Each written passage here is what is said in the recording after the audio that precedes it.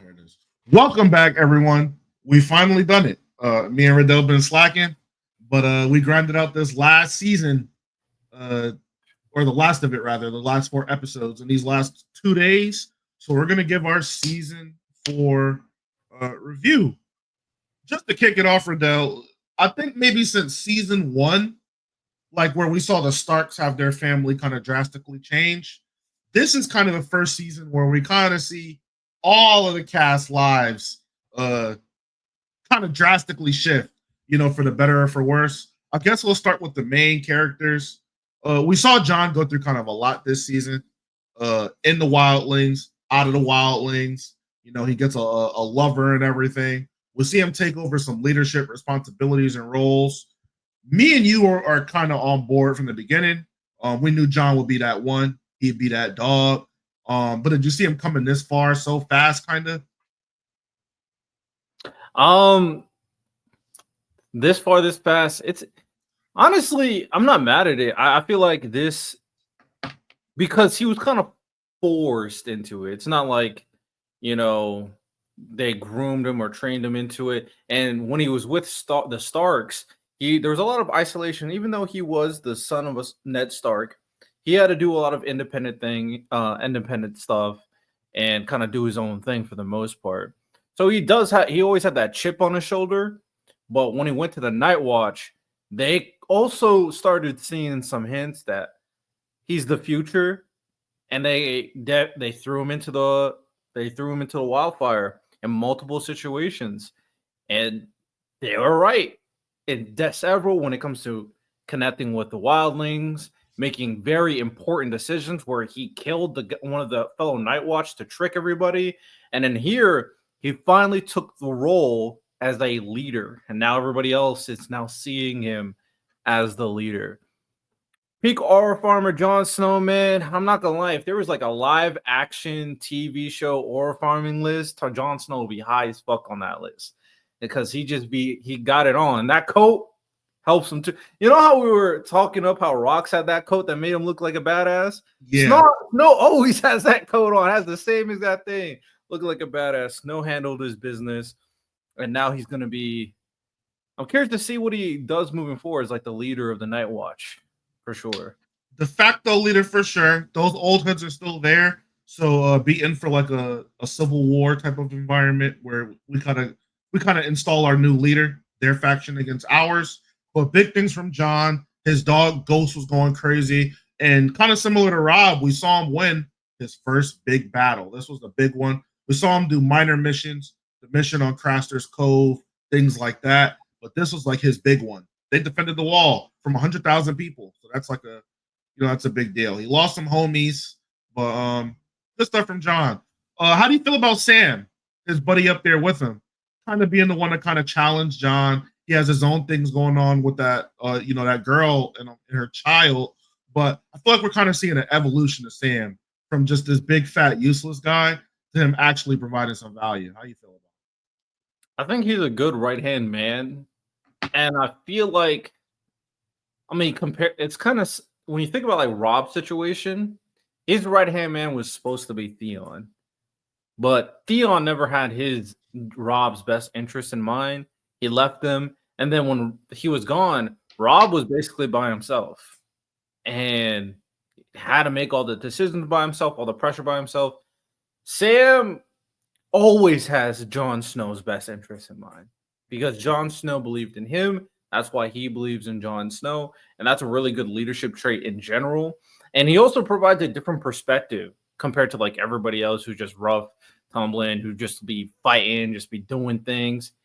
He's a little bit more of a book nerd. He thinks about things a little once or twice. Obviously, he's not a real strategic master, but he offers a humanistic perspective that can ground Jon Snow effectively in different scenarios, which when you're him, when you have this much responsibility, sometimes you need that angel on your shoulder. And that's what he is right now. A good moral compass. For sure. And just to throw him some respect too, during that battlefield, he did, or that battle rather, he did his thing too. One of the characters you would think would kind of go hide, like some of the other characters did. He stood his 10. He killed a couple people. He rallied some troops, rallied his homies. He did far out of his job expectation. Like if you wanted 100% from him, I think he gave 110 in that situation. So W's from Sam. Sure. Let's move on to. We'll just do the start in like descending order of age. Let's talk about Sansa. We'll do Sansa and we'll do I guess Baelish together. Okay. A lot going on for them this season. Sansa, she goes through a spiraling staircase of events. She goes from being betrothed to Joffrey to that being taken from her because Marjorie goes with Joffrey. Then this season, Joffrey is killed. We'll get more into detail when we talk about the Lannisters. But Joffrey dies. But before that, she was to be wed to Tyrion. She's offered multiple opportunities to escape. But lo and behold, she finds herself in the clutches of the Baelish. And the culmination of her evolution this season is her being almost a mini Baelish-esque character. She dons the all black. She helps him, beat the case, beat the trial. He's Diddy.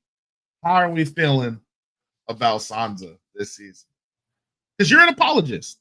And I don't think you can be an apologist anymore. Yeah, I can't be an apologist for Sansa anymore, man. I kind of feel for like the dumb blonde types, man. They're just ignorant. They're naive of the world. They had it all made for their entire life. They just don't know how things work. And the problem is when you do know how things work and when you start figuring out how things work and you still make a stupid decision, well, then at that point, I can't really help and defend you, right? She was in bullshit for a long time. That was out of her control. They wanted to use her as a bargaining chip to take control of Winterfell, for example. And Joffrey sucked, for example. So she was in a weird situation. And then they were going to blame her for Joffrey's death, of course. Mm-hmm. But now that she's with Baelish, and now that she she knows Baelish wants to fuck her, and she's still on his side, and you had an out. Yeah, I mean, I can't really defend that one at that point. And what kind of puts the cherry on top is that her aunt, insane, crazy woman, she made it very clear she did all this stuff in relation to Baelish. So Baelish is a part of all the bullshit that's happened too. And he killed her with no remorse. And he's obsessed with your mother. Nah. Can't apologize for this one for Sansa. Yeah, Sansa's fried. I hate her. But the people who are in the know, the retribution comes soon.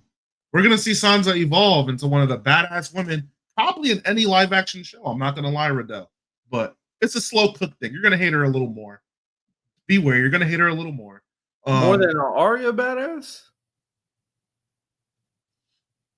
In a different way. Okay. Because it's not going to be based off of like combat. That's going to be all Arya. But Sansa's going to develop into like a leader type of vibe. Kind of like Cersei. Yeah, but better and not evil and not bipolar. You'll see. Okay, bad. Definitely. Hey, she's not a puppy no more. She got to lock in. Okay. As long as Riddell's being objective with it, if y'all watch the live reactions, I'd be trying to preach the gospel of anti-Sansa. He's like, nah, she's just a little puppy. She's ignorant. No more passes for Sansa. She knows what she's doing. And that was pretty much the culmination of her season. Moving on to Mr. Brandon Stark, Mr. Bronn, Big Bronn, Superpower Bronn. This season was him kind of just managing his powers. He started off with small animals. He moved on to Ghost. He moved on to Hodor, that being like the pinnacle of what he can do right now. And we kind of see his powers bring him on this journey to the three-eyed raven at this tree in the middle of God knows where. How you feeling about Bronn's journey? How far do you think it's going to go? What you feeling? It's hard to tell because I don't really know what they're trying to do with Bronn. Obviously, stocks are always very high with him, but now he's meeting something called the First Children, or they're the children, just the children, yeah, just the children, who were there before the first men. So this is like deep, deep, deep lore. And then this figure that is the three-eyed raven. What are we trying to do with Braun? Who is Brandon Stark really? Is he going to be a godlike figure? Or one thing that I pose, like, is it going to be as simple? And technically, this is not simple, but is it going to be as simple as taking control of dragons with his powers? You know, all intents and purposes, if he did that, that would be insane. And there's a lot of use for that. Especially, we'll talk about it regarding Khaleesi and our current dragons relationships. But all I know is that, hey man, Braun's the chosen one. So what does that mean? I don't know. We'll see. Shout out Braun though, doing his thing considering he's handicapped. Kind of interesting to see the White Walkers had a trap laid there, almost like they kind of didn't want this union, this meeting to happen. Braun's clearly destined for a lot greater, and you'll see how it unfolds. What exactly his role is, how he's going to interact with the White Walkers. You know how his story's going to intertwine with that.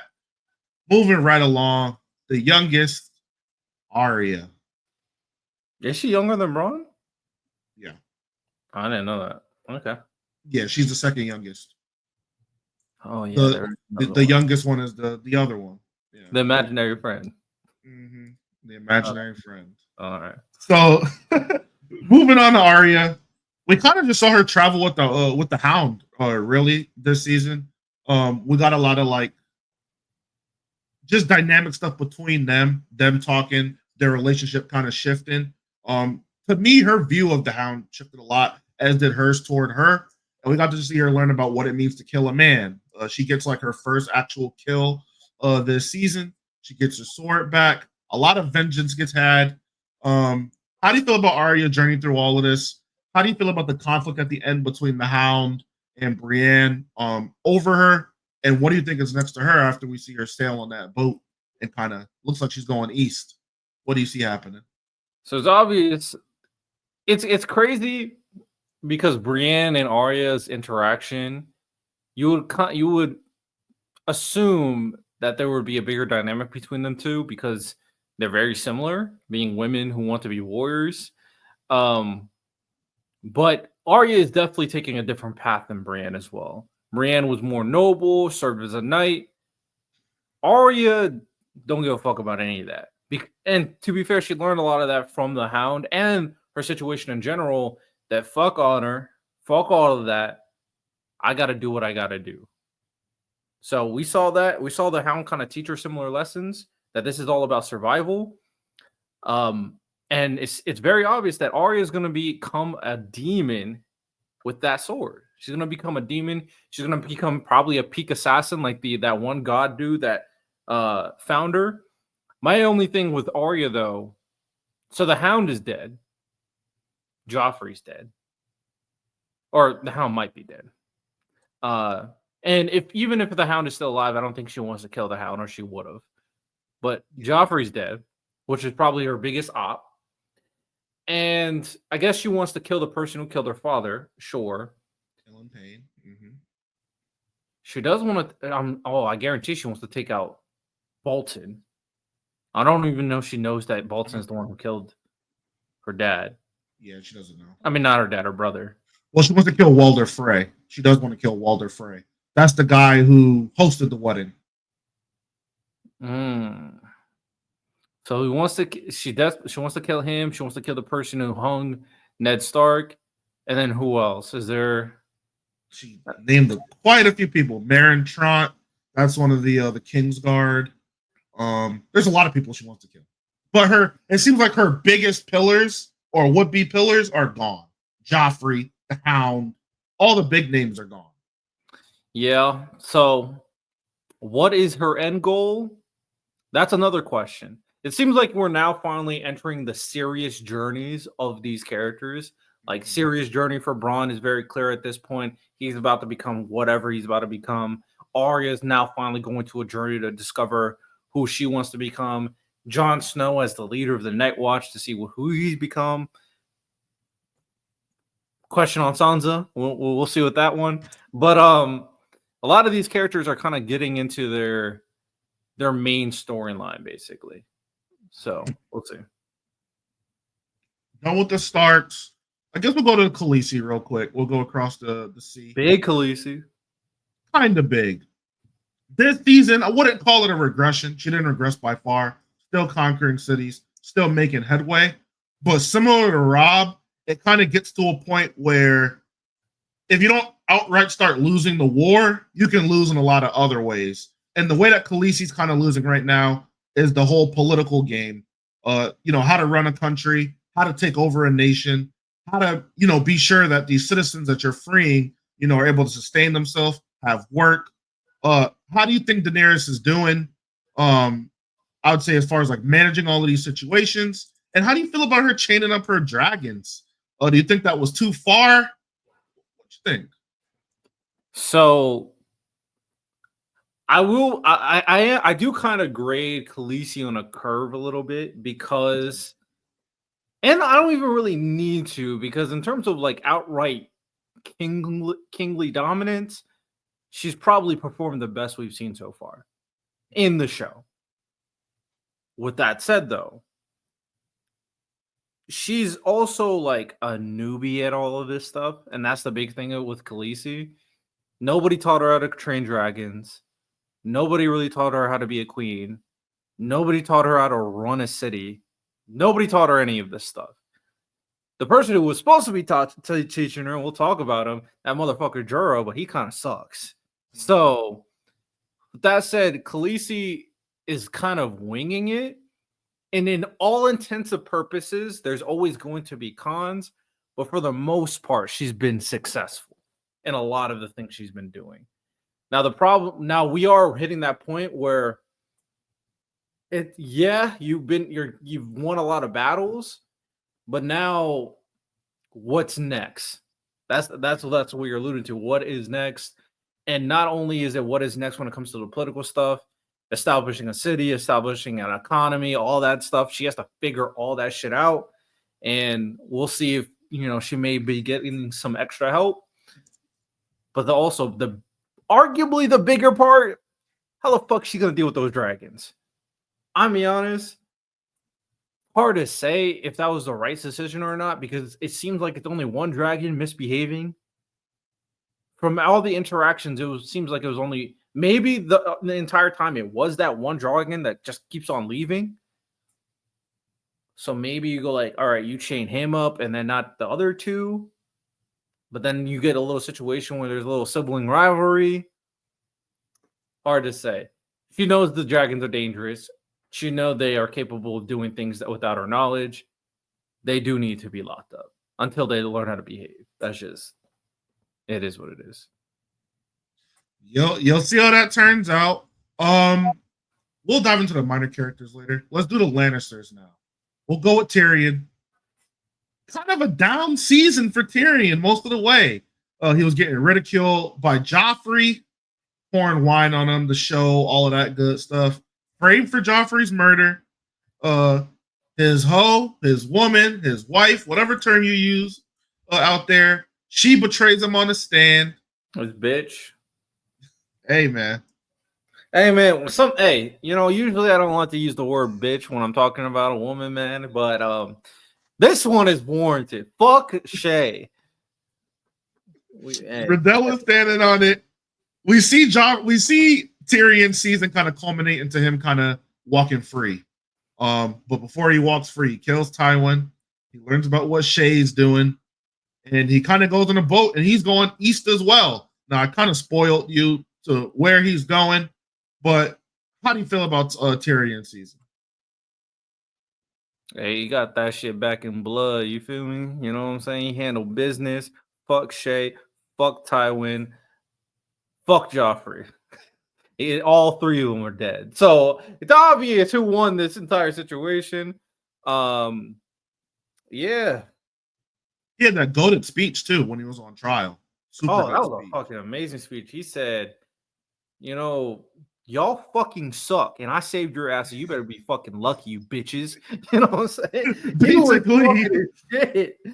So not only the three people who fucked him over the most there's one more of her shit. he didn't get his back in blood with Sensei. Eventually, he's gonna need to get that one because Sensei was on some bullshit too. But he got 3 of them, got cooked, and then he talked his shit because he did save all these motherfuckers. He just did. He saved all of them. Yeah. And then they turned his back on him for no reason. I'm not gonna lie.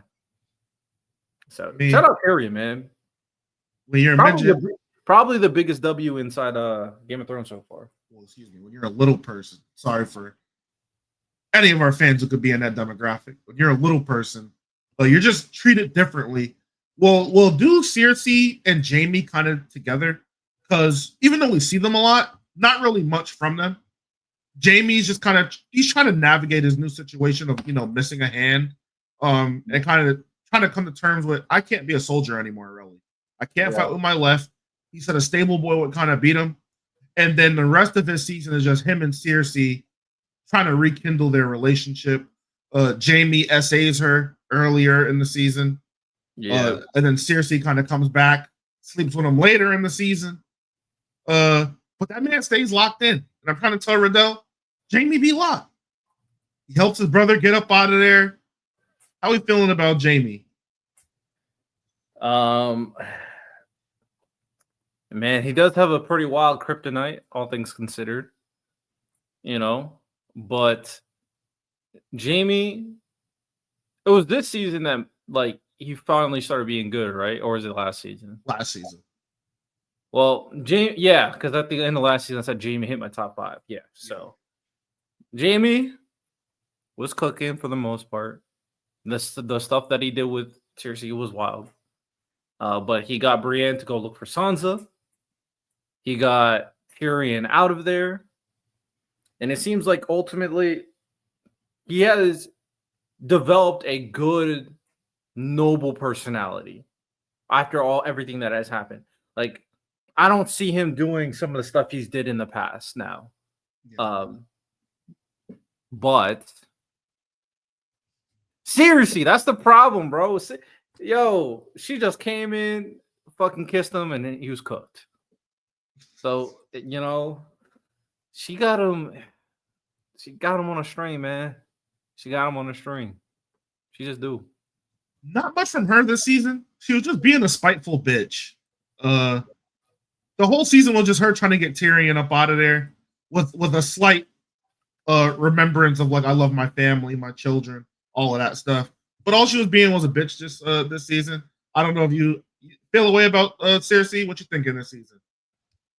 And fuck Cersei too. I'm not gonna lie. She was doing way too much, man. For someone as smart as her to think that Tyrion killed Joffrey, really? Everybody there knew he didn't kill Joffrey, but her. Tywin knew he didn't kill Joffrey. Jaime knew he didn't kill Joffrey. But Cersei doesn't give 2 shits. She still wanted him dead. So Cersei ain't locked. When it comes to her kids, she ain't locked. We'll see how this kind of plays out. Because someone needs to slap the shit out of Cersei at some point. Just a couple slaps right in the face. Because Jaime ain't doing that shit. Just a couple. Maybe it's Sansa. Maybe Sansa comes back and slaps the shit out of her. And she would deserve it too. For sure. I guess who's the last main character? Well, Tywin, not too much from him this season. He does get murked though. Like Cersei this season, he was kind of just dick riding Tyrion the whole season. They're trying to get him up out of there. But you touched on it during the our live reaction. Check us out on Patreon. Tywin's been so focused on preserving his family that he's not looking directly at his family, and it turned out to be his downfall. Do you think that's a reasonable oversight for Tywin? I mean, obviously not because he's dead. But how do you feel about Tywin? How do you feel about his end? What's going on?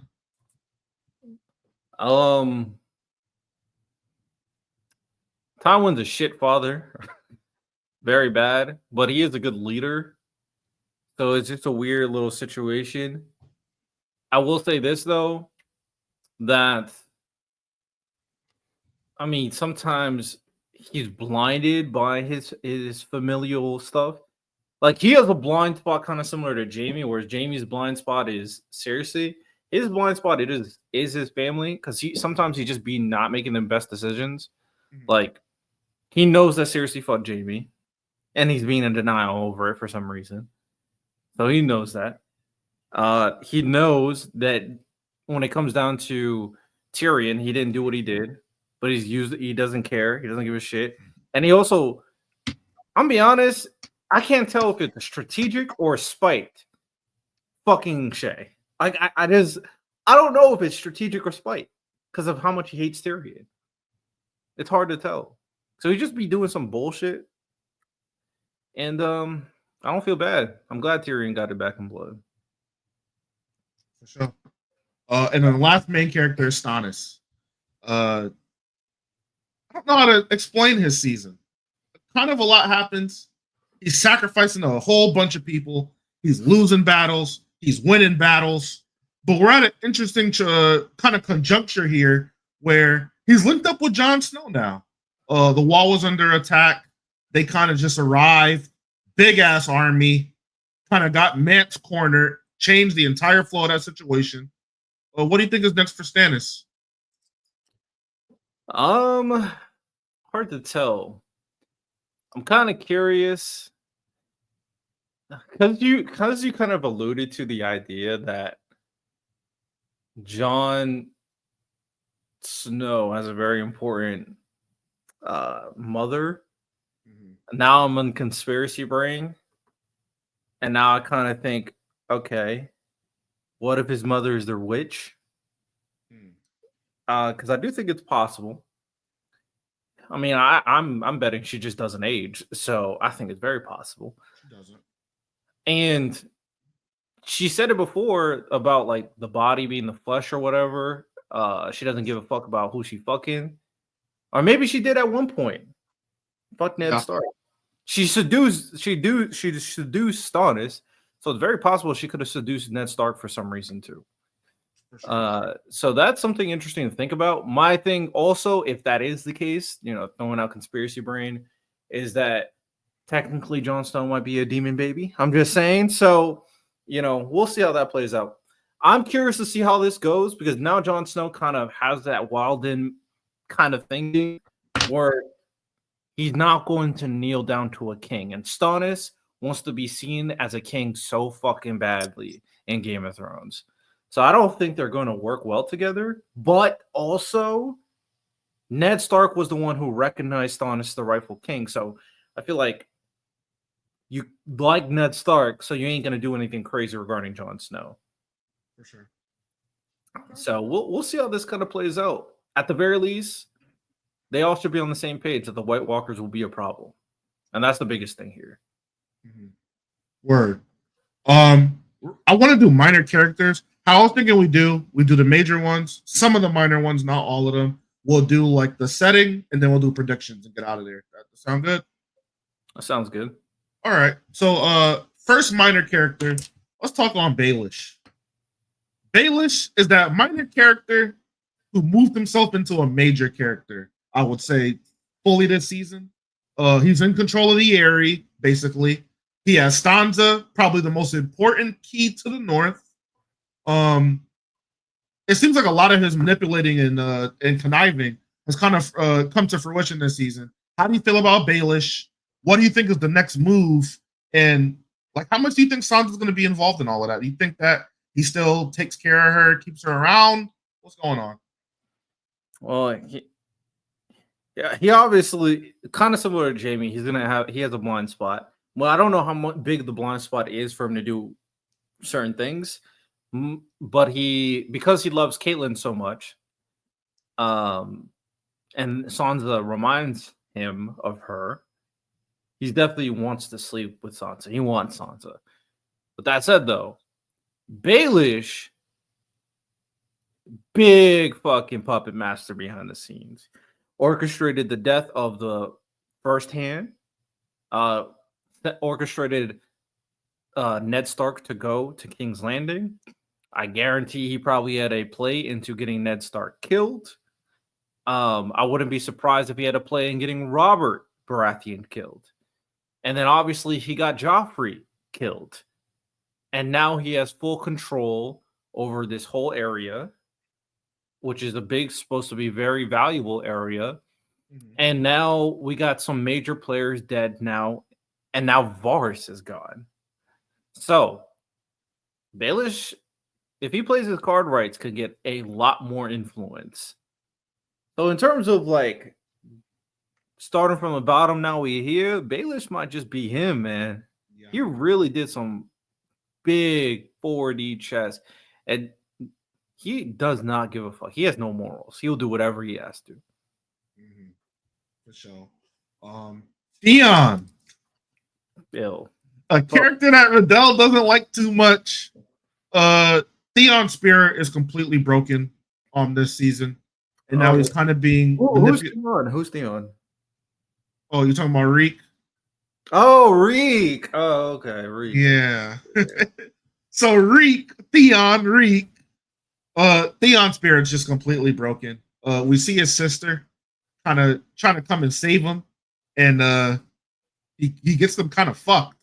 The Boltons show up, the dogs are released on him, and they kind of just waste their time. And now we see him kind of working as a double agent, kind of infiltrating his own family lands and getting it all taken over. How do you feel about Theon? I know you hate him, but the people need to know. How do you feel about Theon? And what fuck Theon, first of all. Fuck Theon. We don't rock with Theon. We don't rock with little bitch boys like Theon. I'll be honest, I get it. Everything sucked. Everything was terrible, but he has so many. I'm gonna be honest, he had opportunities, man. He just did. He had opportunities. At the very least, because we talked about it. If I lost a certain part, I'm done. Yeah. Life was fun. We good. We out. Right? So if I had the opportunity, hey man, I did what I had to do. I'm gone. He had the knife to his throat, so he could have, got it back in blood there. Didn't pull the trigger. Then he had his sister show up. He could leave, free, gone. Didn't do it. And then he had a situation where, okay, he went into enemy territory. And then these people, and let's say, okay, they're not going to win against that army. Sure. You could have bounced. You could have ran away. You could have left. You could have killed yourself if you were that much of a pussy. He betrayed him. And that one dude, the guy who killed the dude to betray him, fucking got flayed alive. He got skinned alive. That's one of the worst deaths of all time. So Theon's just fucking everybody over because of how much of a bitch he is. And ultimately, the reason why I don't feel bad for Theon is just because it's his fucking fault he's in this situation. He put himself in the situation by betraying Robb, pretending that he's the shit, going invading Winterfell when nobody told him to do that shit, doing the stuff with the little bro. Nah, fuck Theon, bro. We good.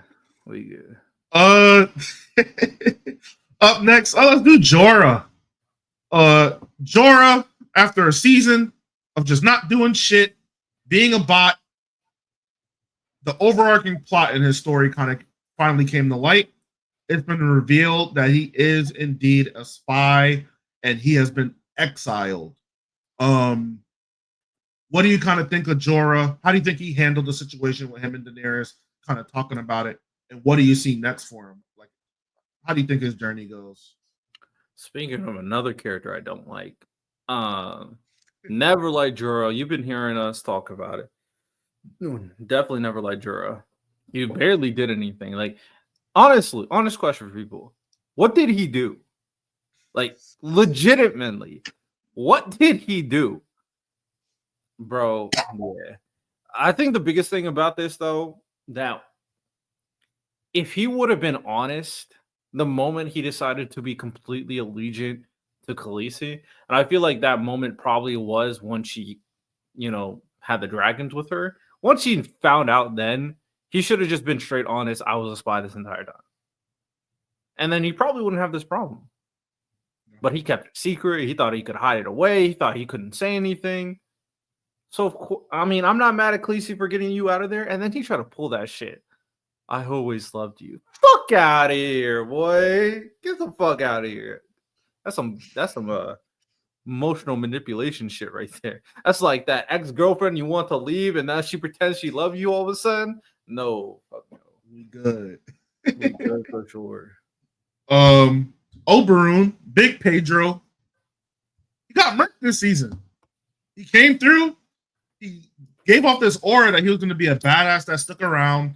He did wind up fighting the mountain this season, handled himself pretty well, but his desire for justice kind of got the better of him, and he got killed. How do you feel about Oberyn and Dorne by extension? Do you think there's going to be a retaliation? What do you think is going on with that? It's interesting because they do have Cersei's daughter. And now, but technically Tywin is dead now, which is another person that they believe ordered the mountain to do what he did. But the mountain is still alive as well. So a lot of interesting things to think about. I mean, he just fumbled the bag. He could have killed the mountain. He was talking too much, yapping, and then he ended up losing. I'm curious to see how they kind of become more involved because the Lannisters are weak as fuck right now. Yeah. So we'll see. We'll just do a couple more characters. I don't have too many more. Jon Snow's love interest, Ygritte. We kind of saw the up and downs of her and Jon's relationship. She shot Jon in the back with a couple arrows, I think, and then she perishes at oil. I think his name is Ollie. She perishes at Ollie's hand. The little boy doing all he could do to contribute in that battle. He saves Jon's life, so he thinks. How do you feel about Ygritte? Are you sad she's gone? What's going on with that? So I always had a sense she was gonna die, so I'm not upset. And the reason why, I mean, I avoid Game of Thrones spoilers. I try. I do a pretty good job. There's a lot I just did not know because I avoided the spoilers. But you see images here and there. And one image I saw is an image with Jon Snow and Khaleesi. Yeah. Just like talking. It's very obvious that this interaction is going to happen. The two most important characters in the series are going to meet each other. And I wouldn't be surprised if there's like some romance behind it eventually too. That's like the I don't even know what to compare that. Like the most important male character and the most important female character finally meeting. I don't even know what to compare that to. Like, hard to say. But yeah, I thought she was gonna die eventually. I'm not upset because she was doing a lot of bad shit, to be honest. Yeah, they try to throw on some good moments. Oh, she let the baby live. Oh my god, sure. She also killed a bunch of people before she let the baby live. So yeah, and that kid, I'm not gonna lie, he's pretty good. He perfect aim, locked in, and he got it back because she killed it. Was she the one who killed its parents? I'm pretty sure she was. Yeah. Yeah, he deserved to get his get back. So I'm not mad at it. She was cool though. She was a good character. For sure. Okay, enough for characters. Spent 40 minutes on characters. Do the setting, then we'll do predictions. Real quick, might as well bring this up too. The Brienne and Hound fight was really good as well. Okay. Yeah, the Brienne and Hound fight was amazing. For me, it gave off those Naruto vibes when you're just spent kind of just throwing hands. It was brutal. It was bloody. Now that we kind of mentioned it, what's next for her, do you think? Obviously, with Sansa. But with Baelish there and her kind of being mini Baelish, save that for predictions. We'll come back to that. Okay. The setting. King's Landing is in a tizzy. We lost the king, we got a new king, but now we lost the hand of the king. True. We lost Varys. We lost Baelish. Technically, Baelish is not really allied with King's Landing anymore. He stepped on his own. How do you think King's Landing bounces back? How do you think it's going to be under basically Cersei's governance now. This is Cersei's town now. Yeah, because Jamie's the little bitch boy. So when it comes to Cersei, so she's gonna listen to whatever she says, and then her son's gonna listen to whatever she says. But the Tyrells are still there. So it's gonna be an interesting little political dynamic between Marjorie and Cersei trying to influence Tommen. Sure. And I'm sure the people are going to be very invested into this because Marjorie has been better to the people than the Lannisters. And then, in terms of the better fighter, I mean, you would have to imagine Loras is a better fighter than Jamie right now. Right now, for sure. And then, in terms of the wisdom, I mean, the grandma, she was Tywin level, and now Tywin's cooked. No. So who has the advantage? Tyrells. But the only difference is obviously Cersei's the mother of Tywin of Tommen. So it's gonna be interesting. I think what's gonna determine a lot of it though is who ends up being the hand of the king. And I'm guessing there's gonna be a big conversation whether or not it's gonna be Jamie or Loras gonna be the hand of the king. For sure. Okay. Up next, I guess we'll handle the north. So there's two norths basically. We got beyond the wall and we got within the wall. Mm-hmm. Within the wall, all of the Stark's land is pretty much controlled by the Boltons now. And then they're kind of expanding their land every direction. We kind of saw when they were on top of that mountain, Roose, who's like the patriarch, was talking to his son, the one that's torturing Theon. 400 miles this way, 300 that way, 1,000 this way. This is all ours. Who do you think is going to be the one to get the North back to who it belongs to, the Starks? Yeah, just what are your thoughts on that? I mean, the only one capable would have to be Snow. Because Arya's doing her own thing, Bronn's doing her own thing, Sansa's Baelish's plaything. So the only one who's can compete against him would be Jon Snow. And now that Jon Snow, it's tough because he's done with the Wilding conflict officially, but he's still got the White Walkers. So the White Walkers, and then he has to deal with Bolton's army. But now he's kind of allied with Stannis. I don't know what the plan is there. So it could be as simple as like Stannis asks for. But would the Night Watch join Stannis' army? That's the question. Because they're technically supposed to be neutral. Hard to say.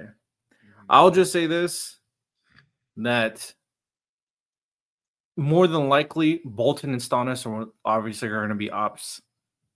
Snow and Stannis have good relationship because of Ned Stark. So Snow's going to take out Bolton. Eventually. Or take on Bolton. And obviously going to take on a Snow as well. Because the former Snow. For sure. You're talking about the son. Mm-hmm. I'll get to it in the predictions because I want this on wax so people can kind of know. But I guess we'll move on to the predictions. What are some stocks you got in? Like any characters? Any stocks going up? Any stocks going down? How you feeling? Baelish stock is up. Let me be honest. This was his season to prove that I'm him. So his stocks went up while a lot of villain stocks obviously disappeared. Tywin and Joffrey in the same season is crazy. Yeah. It's crazy. So Baelish stock super up right now. Arya stock super up right now. Obviously Bronn stock super up right now. Snow stock super up right now. Sansa, oh my fucking goodness. Low, it is dipping tough.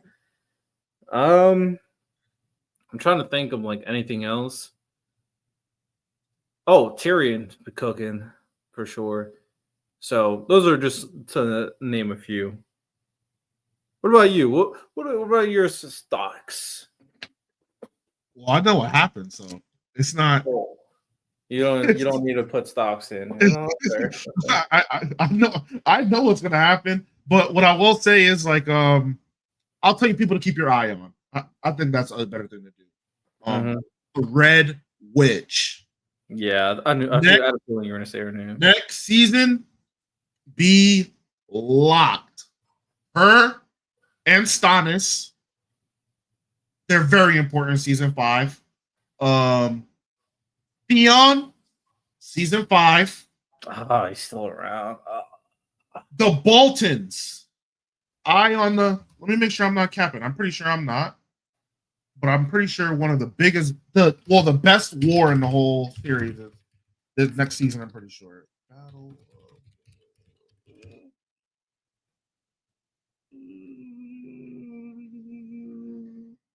Oh no, it's season 6. So okay, don't worry about the Boltons just yet.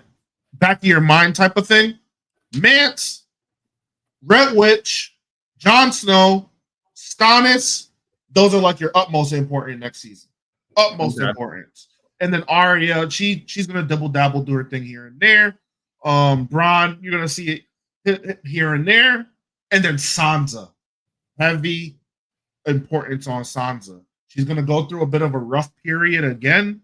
But remember, I was telling you she's gonna evolve into like goated leader, like I'm talking like Hashirama, goated, like ultimate leader. This is like huge.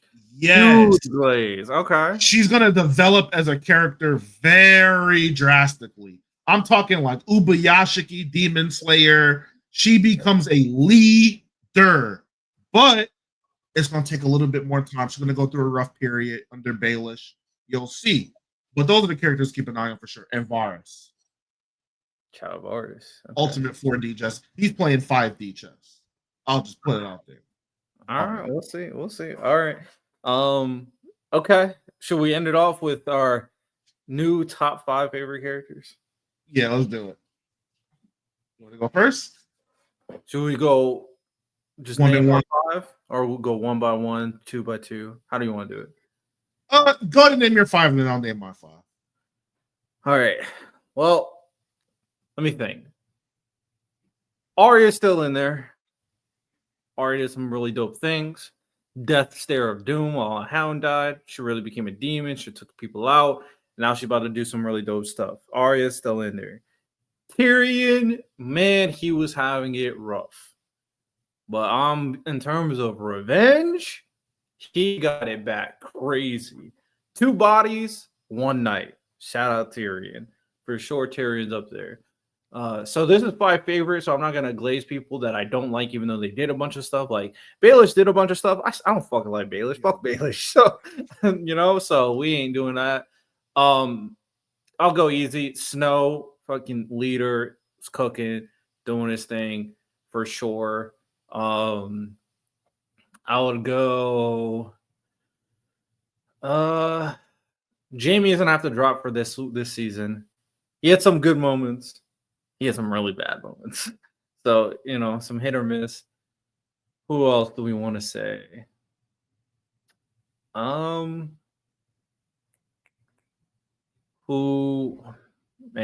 got cooked. He was cool for a second, then he just fumbled crazy.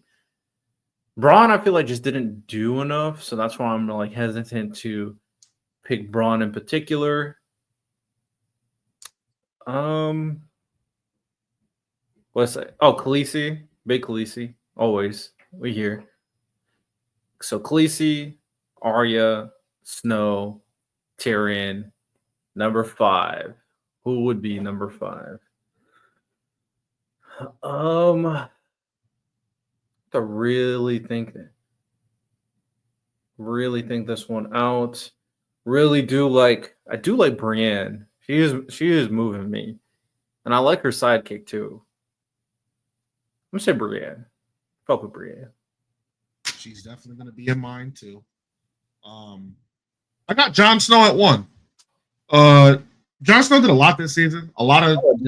I was just naming names. I didn't even get an order. You give your order, and I'll give an order after. Okay. So at 1, I definitely got Jon. A lot of mic presence this season. Talked to a lot of people. Swayed a lot of people.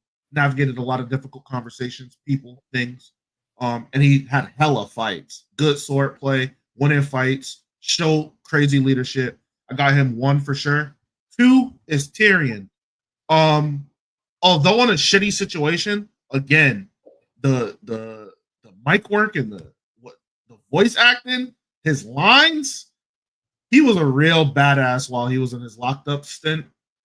Even when he's begging for help, the conversations with him and Jamie, him and Bronn, good combos, good dynamics. And then, like you said, the getting it back in blood shit, he got it.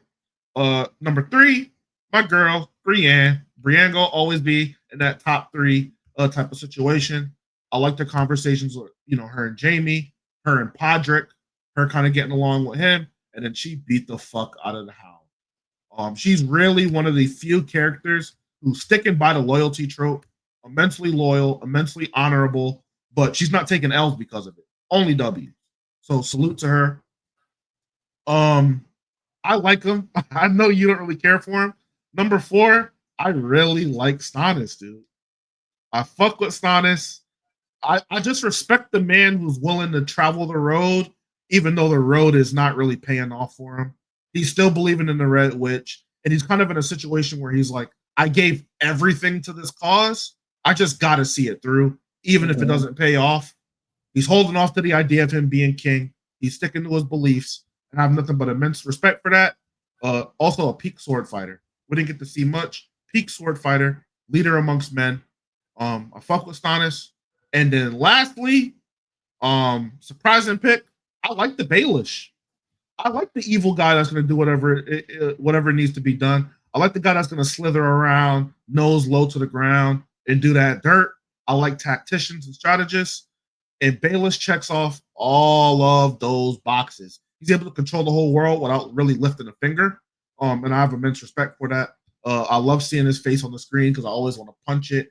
He navigates through his lines really well. His dynamics. Yeah, Baelish is my 5. I respect it. I'll do a quick order. I won't give a little big explanation though, because I pretty much agree with a lot of what Miles said, and I kind of already spoke about a lot of them. I'll take number 1, Tyrion.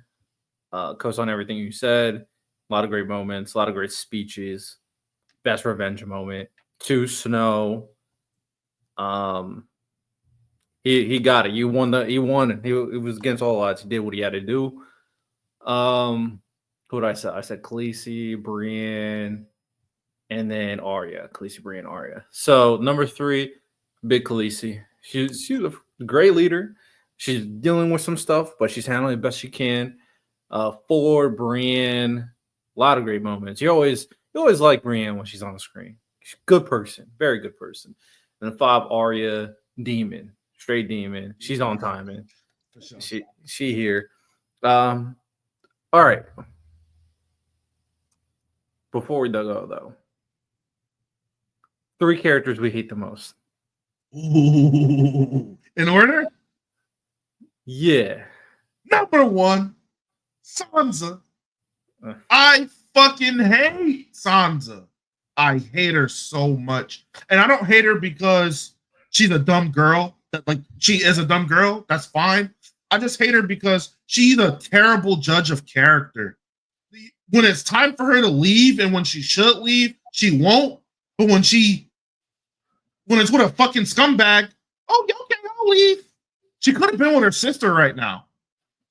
Her, the Hound, and Arya would have been together the whole season. That's the only one I'll give a lengthy explanation for. I fucking hate Sansa. 2 is Cersei. I can't. Might be all women. I'm not gonna lie. I can't stand Cersei. She's just a bitch. And then 3, this character dies, but I'm gonna name her anyway. Lysa Arryn, Sansa's aunt. I fucking hated that character. Hated her too. Weird. She's not only a dumb bitch, she's weird too. Sun sucking all on her tit. Just jealous of her niece. Just a very weird, hating ass woman. So yeah, that's my top 3 hated. Trying to think what you just said versus. We're gonna have all 3 different characters. Really? Yeah. Okay. Number 1, fuck Theon. Fucking can't stand Theon. Fuck Theon, bro. This little, oh my god, bro. Theon, man, he's just making everybody's life worse. He just is. He's just making everybody's life worse because of how much of a coward he is and how much, bro. Two, bro. I'm not gonna lie. I respect Tyrion for dealing with the bullshit Tywin has been putting him through his entire life. Bro, yeah, Tywin was cool, but bro, Tywin's been on some bullshit. And it was last straw. When it comes fucking Shay, having her as a spy on him, wanting him dead, fuck Tywin, bro. Number 2 for sure. I'm glad Tyrion got it back up. But and speaking of Shay, 3 Shay. Fuck Shay. Jesus Christ. In terms of manipulating a man. Oh, that's some disgusting shit. All that fake shit and then fucking her dad, bro. That's tough. That is tough. She got nasty with it. Fucking yo pops. That's nasty.